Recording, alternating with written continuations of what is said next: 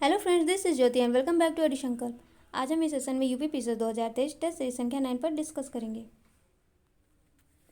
First question है, आर्थिक तौर पर 19वीं शताब्दी में भारत पर अंग्रेजी शासन का एक परिणाम था। फर्स्ट ऑप्शन, भारतीय हस्तशिल्पों की निर्यात में वृद्धि, भारतीयों के स्वामित्व वाले कारखानों की संख्या में वृद्धि, भारतीय कृषि का वाणिज्यीकरण और नगरीय जनसंख्या में तीव्र वृद्धि। सही ऑप्शन सी, भारतीय कृषि का वाणिज्यीकरण।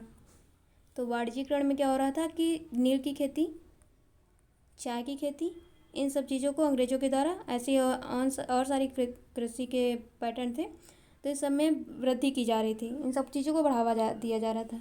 यहाँ तक कि नील की खेती के नाम पर कई सारे विद्रोह भी हुए, जैसे कि नील विद्रोह और चंपारण विद्रोह। तो ये सब किसकी वजह से हो रहा है? कृषि के वाणिज्यीकरण को बढ़ावा देने की वजह से। और इसके कारण कौन है? अंग्रेजी शासन।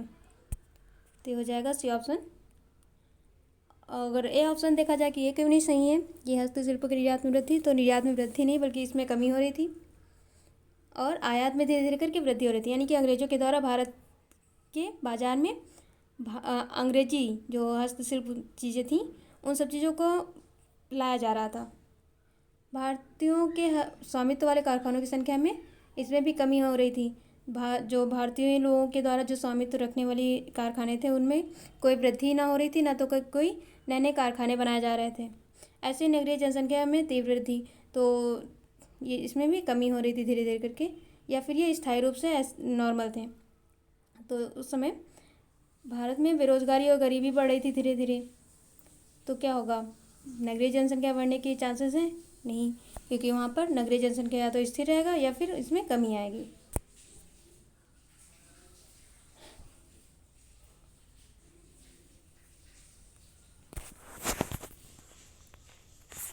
अंग्रेजी शासन के परिणाम के आर्थिक रूप कई सारे हैं। तो औद्योगिकरण द्वारा भारतीय हस्तशिल्प का ह्रास हो रहा था, कृषकों की बढ़ती दरिद्रता, पुराने जमींदारों की तबाही तथा नई जमींदारी व्यवस्था का उदय हो रहा था। तो पुराने जमींदार, अगर इसको समझना हो कि पुराने जमींदार की तबाही कैसे, तो जो पुराने जमींदार थे वो ज़्यादातर ग्रामीण क्षेत्रों से बिलोंग करते थे और जो नए जमींदार थे ये शहरी बाबू थे, मतलब शहरों में ज़्यादातर निवास करते थे। और पुराने जमींदार किसानों से और जो ज़मीनी स्तर से लोग जुड़े हुए थे उन लोगों से भावनात्मक रूप से ये लोग जुड़े हुए थे। वही जब नए वाले जमींदार शहरों में रहेंगे और गांव में कभी जाएंगे नहीं, तो किसानों की जो समस्याएं थे उन सब चीज़ों से ये लोग रूबरू भी नहीं हो पाएंगे। तो इन लोगों का ऐसी स्थिति में उदय हो रहा था। नए जमींदार यानी कि शहरी जमींदारों का उदय हो रहा था। नेक्स्ट है कृषि की स्थिरता एवं बर्बादी। कृषि उपज जो थी वो स्थिर थी या फिर माइनस में जा रही थी। ऐसे भारतीय कृषि का वाणिज्यीकरण, नील की खेती, आधुनिक उद्योगों का विकास। तो जो नए नए उद्योग थे उन सब चीज़ों का अंग्रेज़ों के द्वारा विकास किया जा रहा था। आर्थिक विकास एवं अकाल तथा गरीबी। तो अकाल और गरीबी में वृद्धि हो रही थी, आर्थिक विकास धीरे धीरे हो रहा था। तो ये सब हो जाएगा। नेक्स्ट क्वेश्चन है, निम्न में से कौन सा एक चंपारण सत्याग्रह का अति महत्वपूर्ण पहलू है? ये ऑप्शन, राष्ट्रीय आंदोलन में अखिल भारतीय स्तर पर अधिवक्ताओं, विद्यार्थियों और महिलाओं की सक्रिय सहभागिता, राष्ट्रीय आंदोलन में भारत के दलित और आदिवासी समुदाय की सक्रिय भागीदारी, भारत के राष्ट्रीय आंदोलन में किसान असंतोष का सम्मिलित होना, रोपड़ फसलों तथा वाणिज्यिक फसलों की खेती में भारी गिरावट। सही ऑप्शन सी, भारत के राष्ट्रीय आंदोलन में किसान आंदोलन का सम्मिलित होना। तो 1917 ईस्वी में गांधी जी द्वारा चंपारण सत्याग्रह स्टार्ट किया जाता है और 1918 में फिर खेड़ा आंदोलन स्टार्ट हो जाता है। तो इससे क्या होता है कि गांधी जी अब जनता के प्रिय नेता बन जाते हैं और कृषकों में आत्मविश्वास जगने लगता है कि वे अगर एक साथ मिलकर के काम करें तो अपने गोल में सफल हो जाएंगे। तो इससे किसानों का जो असंतोष था वो धीरे धीरे करके राष्ट्रीय आंदोलन का भाग बन जाता है।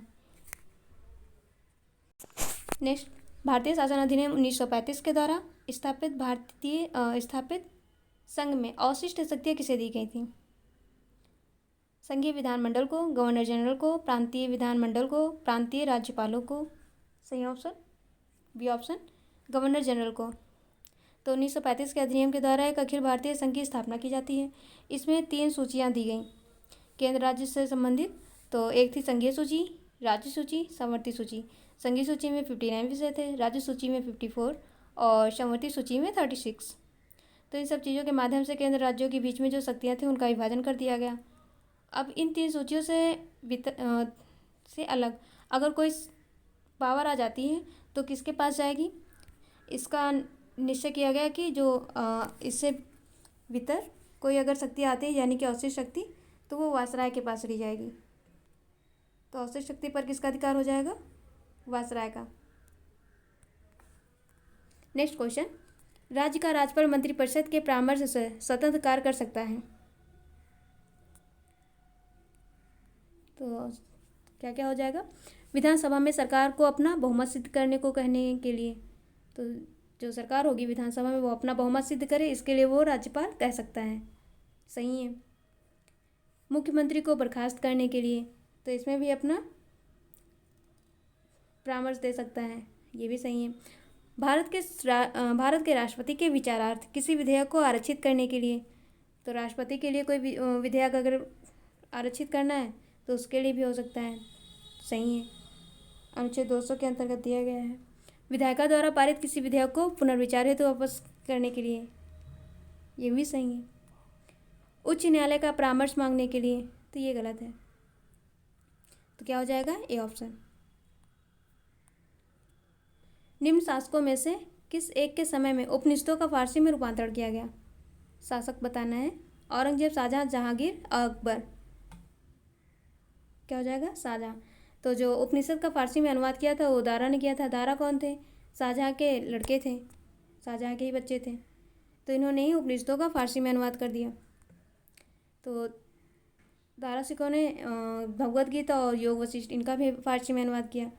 दारा सिकों से संबंधित 3 युद्ध हुए हैं, उत्तराधिकार के युद्ध, औरंगजेब और दारा के बीच में। तो पहला युद्ध धर्मट का युद्ध होता है 1900, ये 1600 है, 1658 ईस्वी में। सामूरगढ़ का युद्ध होता है 1658, ये भी उसी में होता है। और अंतिम पुष्य देवराय का युद्ध होता है 1659 ईस्वी में। दारा ने एक पुस्तक लिखी है शेर अकबर, तो शेर अकबर के लेखक कौन है, दारा सिकों। और दारा सिकों को शाह बुलंद इकबाल भी कहा जाता है, शाह बुलंद इकबाल। नेक्स्ट क्वेश्चन है, मक्की की खेती की जाती है, तो किस मौसम की जाती है मक्की की खेती, खरीफ, रबी, जायद, वर्ष भर। तो हो जाएगा सही ऑप्शन खरीफ। खरीफ के मौसम में मक्के की खेती की जाती है। नेक्स्ट क्वेश्चन है, डोनवास क्षेत्र प्रसिद्ध है, तो किस लिए प्रसिद्ध है डोनवास क्षेत्र, लौह के लिए, कोयले के लिए, या ताम्र के लिए, या फिर सोने के लिए। सही ऑप्शन कोयले के लिए। तो डोनवास क्षेत्र जो है ये यूक्रेन में पड़ता है और कोयले के लिए फेमस है। प्रथम गुप्त शासक जिसने परम भागवत की उपाधि धारण की थी वह शासक कौन है, चंद्रगुप्त प्रथम, समुद्रगुप्त, चंद्रगुप्त द्वितीय, श्रीगुप्त। तो सही ऑप्शन चंद्रगुप्त द्वितीय। चंद्रगुप्त द्वितीय ने परम भागवत की उपाधि धारण की। चंद्रगुप्त प्रथम ने महाराजाधिराज की उपाधि धारण की और इन्होंने 319 से 320 के बीच में गुप्त संवत भी स्टार्ट किया था। चंद्रगुप्त प्रथम ने। समुद्रगुप्त, इन्हें कविराज कहा जाता है। सिक्कों पर इन्हें वीणा वादन करते हुए दिखाया गया है। श्रीगुप्त, इन्होंने गुप्त साम्राज्य का प्रारंभ किया था, मतलब इनके संस्थापक हैं गुप्त साम्राज्य के। और अगर वास्तविक संस्थापक की बात की जाए तो चंद्रगुप्त प्रथम। महरौली स्तंभ लेख किससे संबंधित है, तो चंद्रगुप्त द्वितीय से। तो इसी में इन्हें परम भागवत की उपाधि के रूप में जाना गया है। निम्न में से कौन महाराष्ट्र में स्थित नहीं है, बालाघाट, हरिश्चंद्र, मांडो पहाड़ियाँ, सतमाला पहाड़ियाँ। तो क्या हो जाएगा, सी ऑप्शन मांडो पहाड़ियाँ। मांडो पहाड़ियाँ, बालाघाट, हरिश्चंद्र, सतमाला ये सभी महाराष्ट्र में है, लेकिन मांडो पहाड़ियाँ कहाँ है, गुजरात में। तो क्या हो जाएगा सही, मांडो पहाड़ियाँ। 1665 ईस्वी में शिवाजी ने किस मुगल सेनानायक के साथ प्रसिद्ध पुरंदर की संधि पर हस्ताक्षर किया था। तो क्या हो जाएगा, अगर देखा जाए पुरंदर की संधि किसके किसके बीच है, तो शिवाजी और जय सिंह के बीच में। तो इसमें आंसर क्या हो जाएगा, जय सिंह।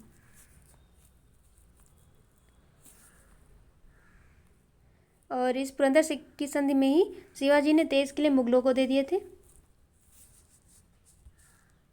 तो फ्रेंड्स ये रही आज की टेस्ट सीरीज। इसकी PDF आपको टेलीग्राम चैनल पर मिल जाएगी, इसकी लिंक डिस्क्रिप्शन बॉक्स में दिया गया है। मिलते हैं नेक्स्ट वीडियो में, तब तक के लिए जय हिंद।